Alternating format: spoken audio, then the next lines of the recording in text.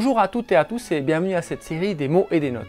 Aujourd'hui, je vous propose de découvrir une expression d'origine allemande, la Klangfarbenmelodie. Le mot Klangfarbenmelodie apparaît la première fois en 1911 sous la plume de Arnold Schoenberg dans son traité d'harmonie. Schoenberg est un des compositeurs les plus importants de la première moitié du XXe siècle. Klangfarbenmelodie signifie mélodie de timbre. Il vient de l'allemand Klang, le son, et puis Farbe, la couleur. Donc Klangfarbe, c'est simplement la couleur du son, autrement dit le timbre en français. Le timbre est la qualité propre d'un son ou la signature d'un instrument, c'est-à-dire que le timbre d'une clarinette se distingue nettement du timbre d'un violon ou d'un piano. On peut écouter ici trois exemples d'une même mélodie.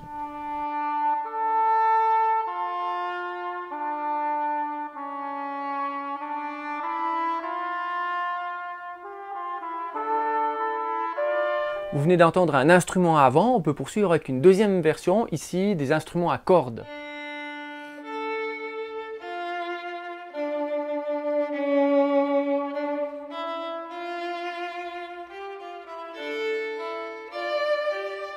On termine par une version de la famille des claviers, à savoir ici le clavecin.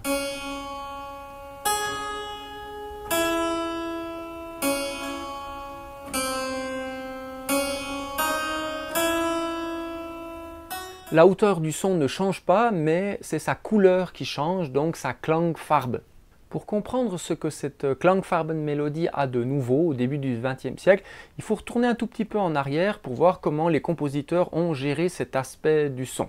À la fin de la Renaissance et au début du baroque, à savoir les premières décennies du XVIIe siècle, le compositeur ne s'occupe en réalité que très peu du timbre.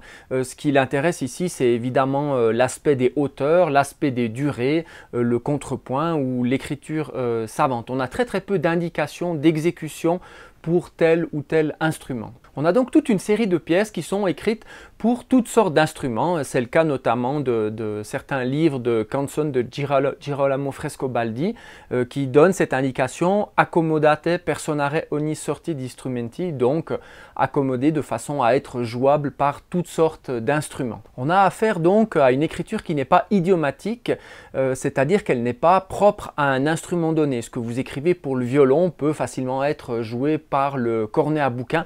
On va pas avoir des effets qui sont injouables sur un autre instrument. Donc typiquement pour le violon ici, on n'aura pas de pizzicato, on n'aura pas de double corde, on aura simplement des aspects mélodiques qu'une flûte ou qu'un cornet peut restituer. Je vous propose d'écouter une canzone de Frescobaldi qui s'appelle La Bernardina, qui date de 1628, dans une première version qui fait entendre un continuo et une flûte.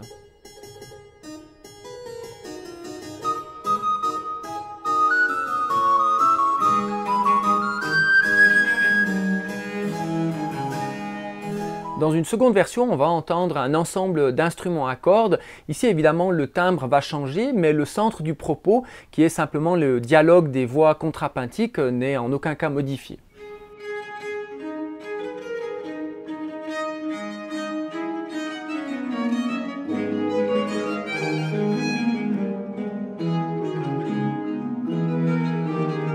Dans la suite du baroque et surtout à l'époque classique, on va avoir une standardisation de l'écriture pour orchestre.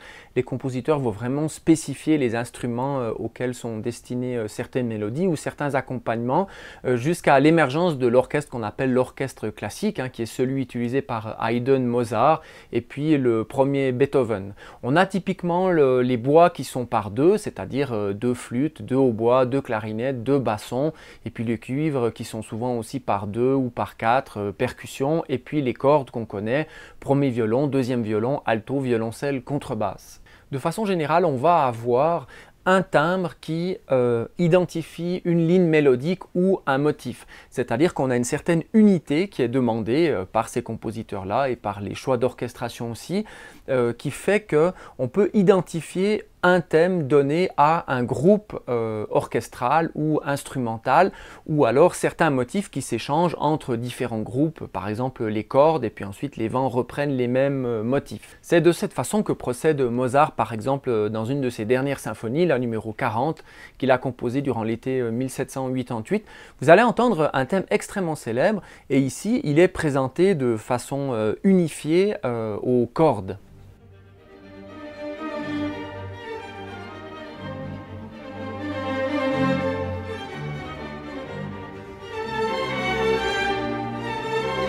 Un petit peu plus loin dans la symphonie, on va avoir une autre façon de traiter ces timbres, c'est-à-dire des oppositions. Vous allez avoir quelques notes aux cordes auxquelles répondent quelques notes au bois et ainsi de suite, de nouveau alternance cordes, bois, etc.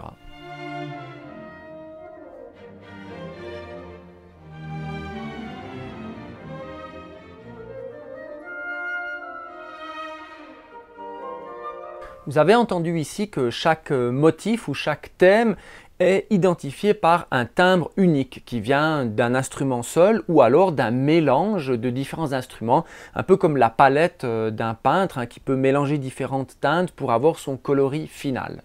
Durant le 19e siècle et ce qu'on appelle la période romantique, on va avoir un développement de l'orchestre et puis de toutes les familles d'instruments, que ce soit les bois, les cuivres ou les cordes. Et donc, c'est ce qui va donner la modernité à la fin du 19e siècle avec quelques noms qui ont vraiment révolutionné l'écriture pour orchestre, notamment Wagner, Debussy en France et puis un des derniers, c'est Gustave Mahler. Plus l'orchestre est grand, plus il est riche de différents instruments, plus le compositeur dispose d'une palette, à la façon du peintre de tout à l'heure, dispose d'une palette avec énormément de couleurs et puis il peut faire donc des nouvelles teintes, des nouveaux coloris sur la base d'une grande diversité de couleurs individuelles. C'est dans ce contexte de modernité, fin 19e, début 20e, qu'apparaît cette notion de Klangfarbenmelodie, donc sous la plume de Arnold Schoenberg dans son Harmonie Lérée de 1911. Schoenberg rejette cette distinction entre timbre et hauteur. Pour lui, en réalité, le son il est perceptible par son timbre, donc par sa couleur, et la dimension hauteur est simplement une des caractéristiques de ce son. Un son a donc une dimension de hauteur et une dimension de timbre ou de couleur. Donc la hauteur, c'est simplement un timbre mesuré dans une seule direction, comme vous pouvez le voir ici dans une citation tirée de ce fameux traité d'harmonie. Je ne puis admettre sans réserve la différence que l'on a coutume d'établir entre couleur sonore, timbre, et hauteur sonore. C'est en effet par sa couleur sonore, dont une dimension est la hauteur, que le son se signale. La couleur du son est donc le grand territoire dont une région est constituée par la hauteur du son. Cette dernière n'est rien d'autre que la couleur du son mesurée dans une direction. Chez Schoenberg, on a cette idée de pouvoir créer une ligne musicale hors de tout timbre, donc ça veut dire que chaque élément se distingue uniquement par sa hauteur, et ça c'est ce qu'on appelle traditionnellement la mélodie. Donc en inversant ces caractéristiques, il doit être possible de faire des progressions sans les hauteurs, mais uniquement dans l'autre dimension, c'est-à-dire dans la dimension des timbres ou des couleurs sonores.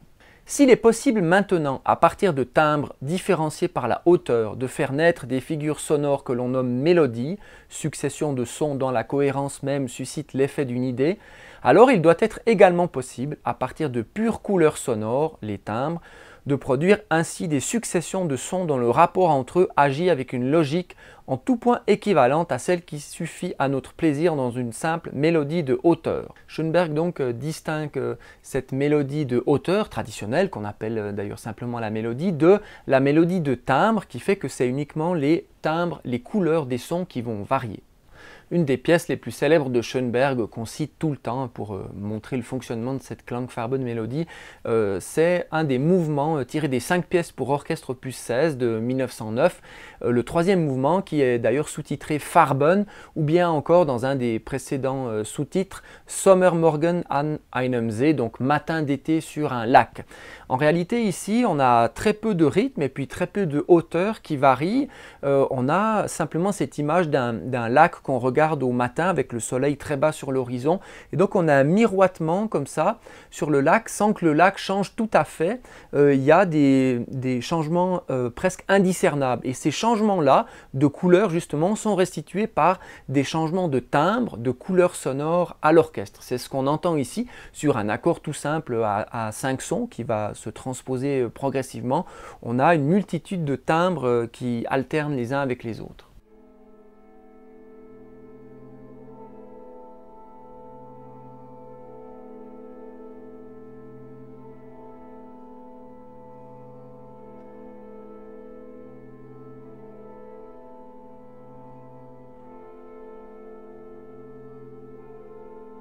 On entend bien ici que le centre du discours, c'est vraiment le jeu sur ces différents timbres et non pas spécialement le rythme ou les hauteurs, comme on a pu entendre dans les extraits de Frescobaldi de tout à l'heure.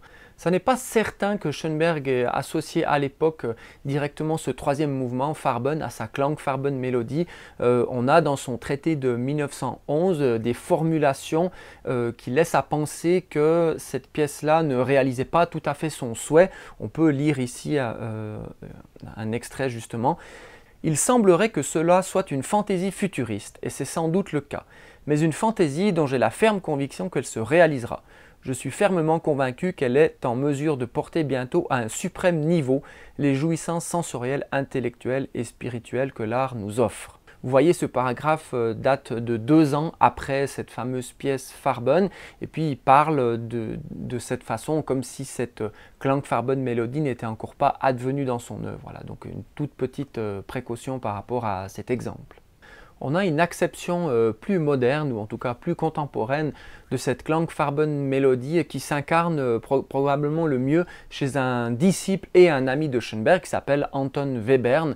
Donc Schoenberg, Webern et Berg forment ce qu'on appelle la seconde école de Vienne. Hein. C'est 2 élèves plus un maître, mais par la suite 3 amis qui partagent beaucoup en commun quant au développement de leurs langages musicaux.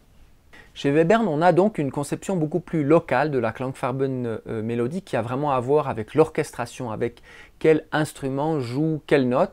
Donc on va avoir des passages entiers où une ligne mélodique, au lieu d'être donnée à un groupe d'instruments ou à un seul timbre, va être distribuée dans différents timbres à différents instruments. Donc en réalité, cette ligne mélodique va contenir des transformations de hauteur et de durée, évidemment, mais aussi des transformations de timbre.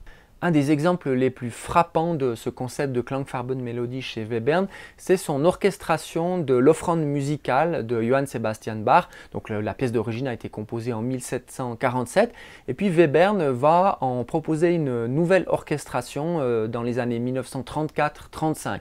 Je vous laisse écouter ici la version d'origine de Bach qui est jouée à l'orgue.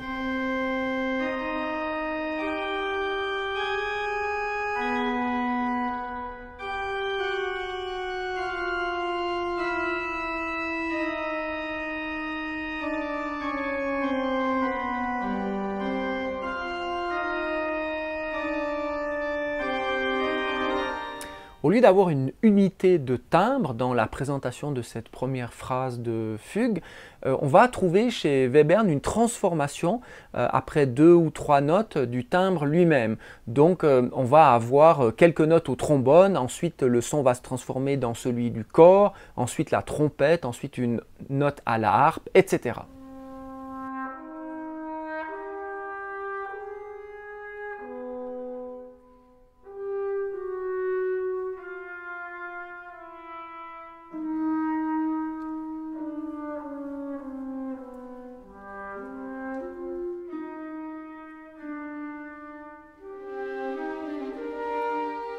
Au lieu d'attirer l'attention uniquement sur l'aspect rythmique et des hauteurs de sa phrase, Webern ici va vraiment attirer l'attention aussi sur l'expressivité des transformations de timbre entre chaque 2, 3 ou 4 notes.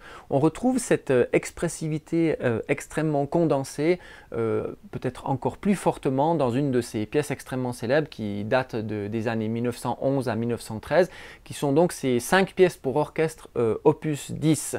On est ici au cœur de cette Klangfarben-Mélodie façon Webern. Si vous regardez la partition, vous voyez qu'on va avoir une note à un instrument et puis la deuxième note à un autre instrument, la troisième note encore à un nouvel instrument, etc. On n'a quasiment pas de doublure et puis c'est extrêmement rare que les instruments jouent plus de 2, 3 ou 4 notes. On a vraiment un changement continuel, une transformation du timbre au fil de cette mélodie. Si on écoute le début de cette pièce, vous allez être vraiment frappé par le dénuement qui règne à l'intérieur de cette pièce, par ces timbres changeants justement, et qui ajoutent vraiment une expressivité extrêmement forte.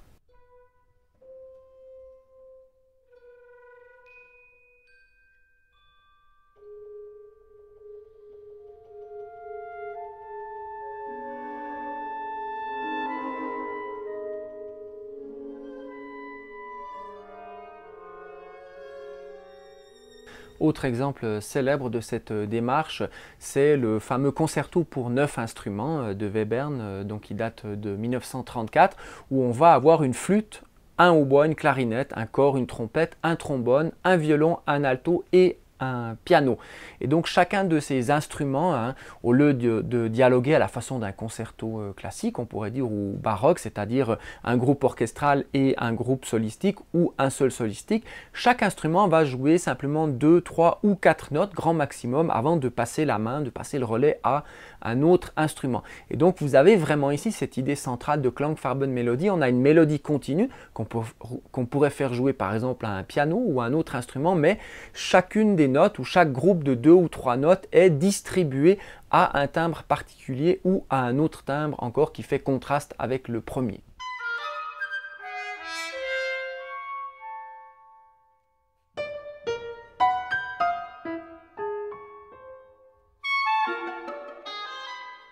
Dans cette course à la modernité, à la nouveauté des années 10, 20, 30 du XXe siècle, vous voyez que cette Klangfarbenmelodie va donner un nouveau moyen expressif à côté de ceux qu'on connaissait déjà, c'est-à-dire les hauteurs, les durées et puis la forme musicale aussi. Ici, l'expressivité sera un peu plus locale, sera vraiment fixée sur une note, 2 notes ou 3 notes, et donc on est évidemment extrêmement loin de l'esthétique classique de Mozart ou Haydn. Chez Webern, cette pensée va déboucher aussi sur ce qu'on appelle l'aphorisme musical, c'est-à-dire des pièces extrêmement denses, puisque beaucoup de choses se passent à l'intérieur d'une, 2 ou 3 notes. Donc Webern va écrire des pièces qui durent 20, 30, 40 secondes, et puis elles sont terminées, un peu à la façon des aphorismes. Les 3 membres de cette seconde école de Vienne, à savoir Schönberg, Berg et Webern, vont vraiment émanciper le timbre, vont provoquer une véritable révolution dans la pensée musicale en proposant le timbre comme nouveau matériel expressif. Jusqu'à présent, il était beaucoup question de hauteur, de durée, d'harmonie aussi, mais le timbre est un tout petit peu le parent pauvre. Et puis, c'est ces 3 personnes-là qui vont ouvrir la voie, et en particulier Webern ici, qui vont ouvrir la voie à toute une modernité insoupçonnée, essentiellement dans les années 50, enfin dans l'après-guerre, et dans toute cette seconde moitié du XXe siècle, dont beaucoup de compositeurs vont se réclamer justement de cette démarche de Webern. Je vous remercie de votre attention et je vous donne rendez-vous à la prochaine lettre.